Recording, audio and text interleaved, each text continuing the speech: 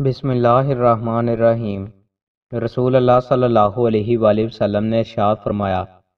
اللہ تبارک و تعالیٰ اپنے بندے کو اس چیز سے آزماتا ہے جو اس کو عطا کرتا ہے، پس جو اللہ عز و جل کی تقسیم پر راضی ہو جائے اللہ اس کے لیے اس چیز میں برکت کرتا ہے اور وسعت عطا کرتا ہے، اور جو اس تقسیم پر راضی نہیں ہوتا اسے اس چیز میں برکت نہیں دی جاتی۔ رسول اللہ صلی اللہ علیہ وآلہ وسلم نے ارشاد فرمایا،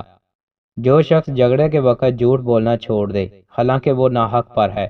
اس کے لیے اطراف جنت میں ایک مکان بنایا جائے گا۔ جو شخص حق پر ہوتے ہوئے جھگڑا چھوڑ دے اس کے لیے جنت کے بیچ میں ایک مکان بنایا جائے گا، اور جو شخص اپنے اخلاق اچھے بنائے اس کے لیے اعلیٰ جنت میں ایک مکان بنایا جائے گا۔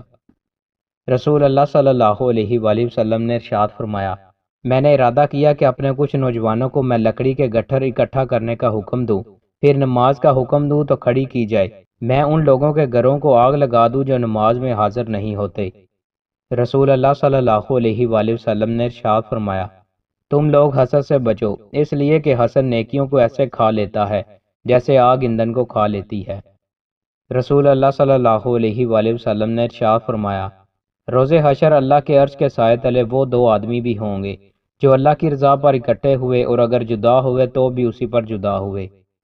رسول اللہ صلی اللہ علیہ وآلہ وسلم نے ارشاد فرمایا، جو شخص نماز کو بھول جائے تو وہ اسے اسی وقت ادا کرے جب یاد آ جائے، اس کے علاوہ اس کا کوئی کفارہ نہیں ہے۔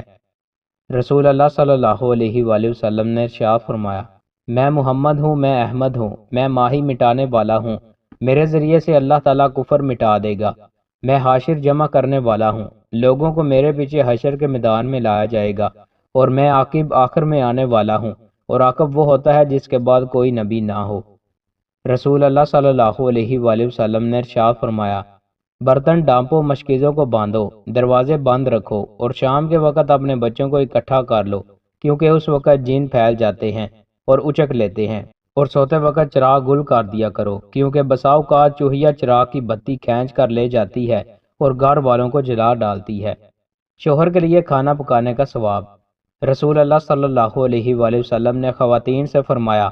جو عورت اپنے شوہر کے لیے مزیدار کھانا تیار کرتی ہے خدا اس کے لیے جنت میں قسم قسم کے کھانے مہیا کرتا ہے اور فرماتا ہے دنیا میں کیے ہوئے کام کی جزا میں کھاؤ پیو۔